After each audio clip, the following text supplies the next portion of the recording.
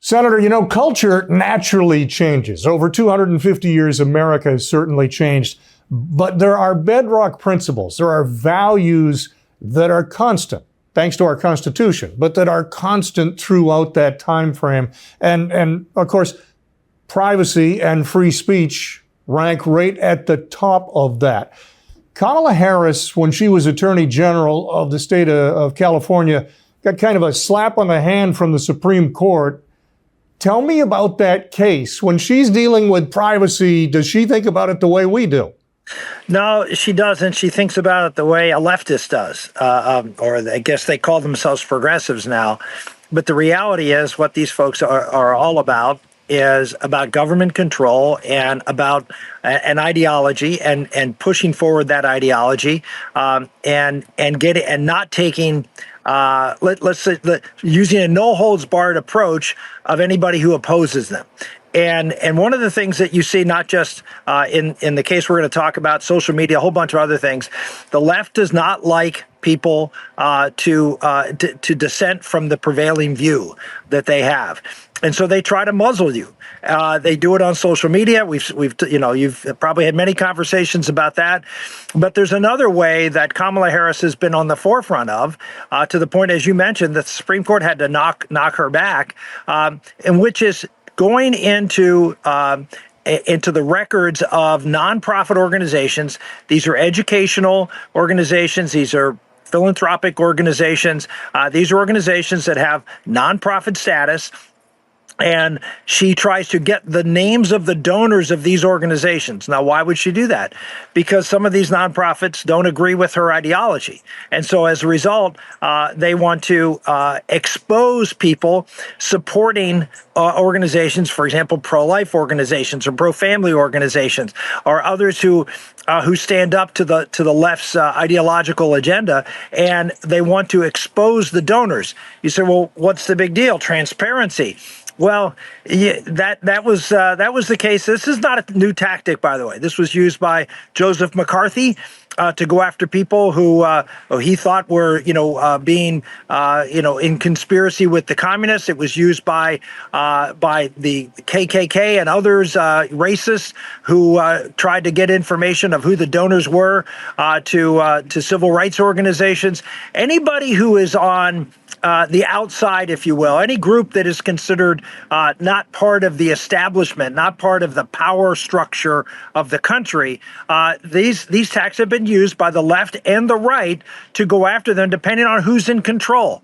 And in the 50s, you could make the argument conservatives were in control. That's not the case. Every institution in America now is controlled by the left.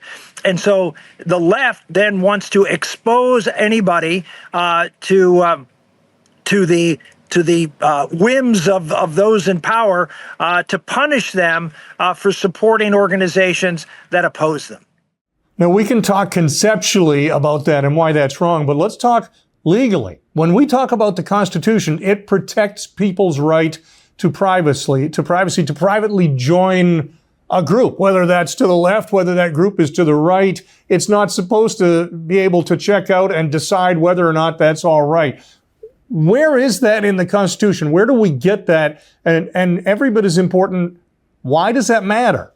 Yeah, it's a right to association and a right to speech. I mean, they're two core bedrock principles of the First Amendment that most Americans used to believe in. One of the startling things that you find is among the left in America today, close to a majority no longer support the First Amendment. This is a shocking thing. But the reason is because of the things we're talking about here, is because they don't want anyone to have the power to dissent. They call it misinformation. They use a lot of different terms, but the reality is they don't want opposing voices standing up to their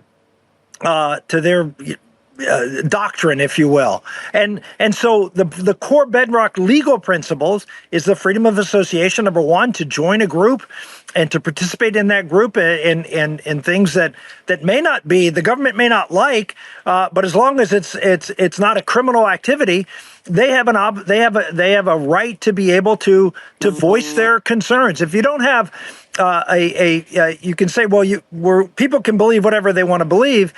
But if you're not allowed to say it, then it really, you're not allowed to do anything about it. It's not really much of a right, is it? And so freedom of association to join these groups, freedom of speech for these groups, and for them, these individuals through these groups to speak to what they believe is right for America and right for the for society, then those are the two things that are really in jeopardy here. You know, on January 19th, 2017, the night before Donald Trump was sworn in as president, I was walking around with my son in Washington going to some different events, and there was a young woman standing on the corner holding a sign that said, F Donald Trump. And I thought, on one hand, how sad that is, but on the other hand, how great is that you can be in the capital of the biggest, most powerful nation on earth the night before that man was going to take over, and you can express your displeasure with him. The idea that people shouldn't be able to do that in a group setting seems to me to be absurd.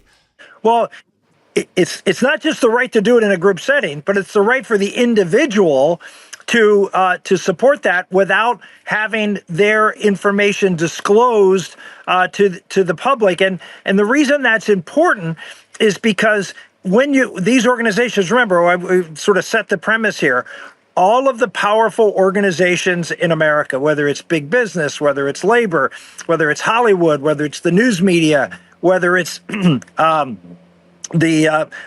social media, you go all any higher education, primary and secondary education, all now solidly in hands of the left in America, and have been for actually for 20 or 30 years now.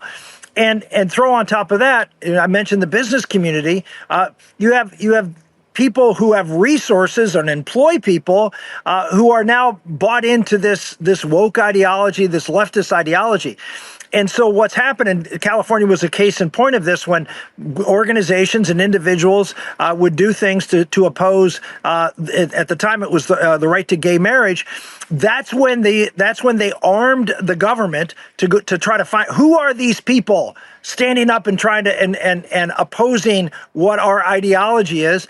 And not only did they expose them, and Kamala Harris's office did, 1,400 names that were not supposed to be disclosed, she disclosed them, and it then takes the power of the government, the power of these businesses, the power of left-wing groups. What they do is they go out and they boycott individuals, they attack them, they make life hell for them. And it's not just the IRS. People talk about, well, the IRS will come after you. But if you're a business person, it could be the EEOC, it could be OSHA, EEOC, Equal Employment Opportunity Commission, it could be the Occupational Health and Safety Administration. All these agencies of the government that businesses people interact with are weaponized and have been weaponized by the left to try to intimidate people not to speak their mind on these issues. You mentioned the 1,400 names in California. That's real life. That really happened. This isn't a conceptual thing. And the Democratic platform for the year 2024, their convention was in Chicago this year, of course.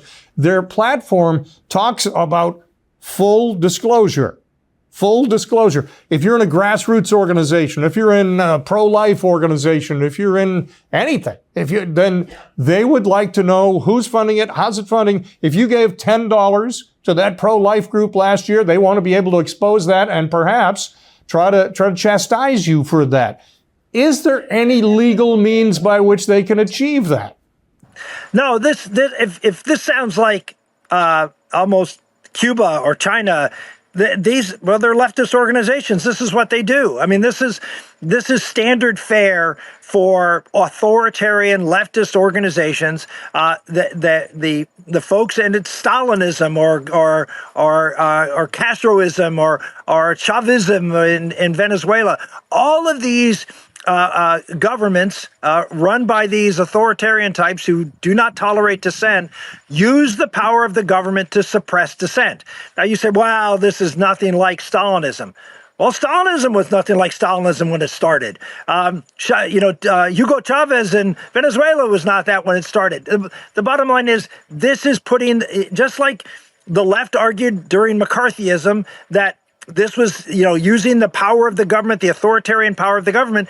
Well, the interesting thing was that not just Democrats opposed McCarthy, but Republicans ended up going after McCarthy when he did excesses. That is not happening on the left. There is no excess the left will not applaud as long as it gets to the enemy, which is conservatives. And I keep stressing, this is not just a conceptual idea. They are trying to make this reality.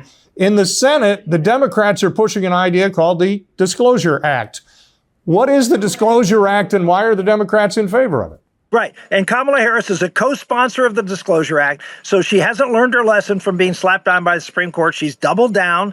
She wants to disclose. This is part of you hear so much about, well, we need to just pass voting reform. You hear them saying we have to suspend the filibuster to pass the John Lewis Voting Rights Act. Well, part of the John Lewis voting right is the Disclose Act, which is, again, just tells you how phony these things are. It's not a voting rights act. It's an elect the left act. It's all things stacked up to help the left win elections, part of which is the Disclose Act, which is to intimidate people and dissuade people from standing up against the government. This is as core a First Amendment thing. The First Amendment is there to protect you from the government. And what Kamala Harris and the left are doing, it's not something they want to do, are doing, would like to do more of in the future, is they want to silence opposition. They want to persecute the opposition, whether it's through business or through other types of social contaminants. That's what they're all about. I always try to look at real life. You and I both know in Washington, this city is filled with hyperbole. People will talk about things that may or may not ever happen. So I try to look at things that, like the Disclosure Act, that's actually being promoted. Or if we go back about a dozen years, during the Obama administration, the IRS was used to target conservative groups, the Tea Party groups, for example, and they would hold up their status. Those were private, nonprofit organizations that people wanted to use to voice their opinion, and the IRS essentially silenced millions of people for an extended period of time until the court said, no, you can't do that. So are we seeing that now? And specifically, what's the IRS look like right now? Well, I mean, it really, not much has changed, in my opinion. That one of the things that I always every time I hear this, I just laugh when they talk about Donald Trump being a threat to democracy. These people use the power and levers of government to go after their political enemies on a routine basis. As someone who just went through an IRS audit, who's someone who was, the IRS held up our application for my 501c4. All of these things they have done for a long time, and the IRS, in my opinion, the whole idea behind getting these, I don't know, 80,000 agents or whatever they want this is the army that is going to go after people who dissent from the government. They will make your life a living hell, not just the IRS, but all of, you looked at the jobs report last week. The only area of government, the only area of jobs that really grew dramatically was government. This is what they're all about. They're about growing the size of government so they are more intrusive into the lives of individuals so they can enact their controls on people. You mentioned President Trump and the constant line from the left that he is a threat to democracy. On the issues of privacy and free speech, when he was president, did they take action on this? No, they did not. And in fact, the threat to democracy took no action on Hillary Clinton, who actually did do illegal things with her server and got away with it. And Donald Trump didn't prosecute her. They prosecuted Trump for things that are a single digits as a percentage as heinous as what Hillary Clinton did. The bottom line is everything they say that Republicans will do, they're doing. They're just projecting because they know that if they were in power, they'd do those things, and in fact are doing those things. So they project it on others, and they have the media primarily there to ignore all the things that they're doing and then project onto Republicans what they might do, but by the way, have not done. Senator, if the Harris-Walz team wins, Republicans have a long list of things they need to worry about. Why is the privacy and free speech issue so high on your radar? Well, it's high because if they are successful in passing the voting acts and the Disclose Act and weaponizing more and more of the government against conservatives. Look, you can say there will be brave people who will stand up, and like Jimmy Lau did in China. But the reality is, a lot of folks are going to be cowered into, well, I've got a family to support. I can't give to this organization anymore. I can't participate in marches. I can't do these things because my job will be threatened. I'll be outed on social media and will be shunned and banned. And so what will happen is they will take even tighter control of this country. And of course, they made no bones about how radical these folks are, how woke they are, how socialist they are. We are looking at an increasingly authoritarian government that is run out of the president's office. It bypasses Congress, ignores the Supreme Court, in fact, demonizes both. So to lower their credibility and increase the credibility of the president. This is a dangerous time. And I know people are focused on a lot of things in Kamala Harris and her record, which is very left. This is one area she hasn't flip-flopped on. This is one area she has held fast to because she knows it's the key. If they can expose people to government persecution, they can influence the future policy of the country. Senator, thanks very much. Appreciate the time. My pleasure.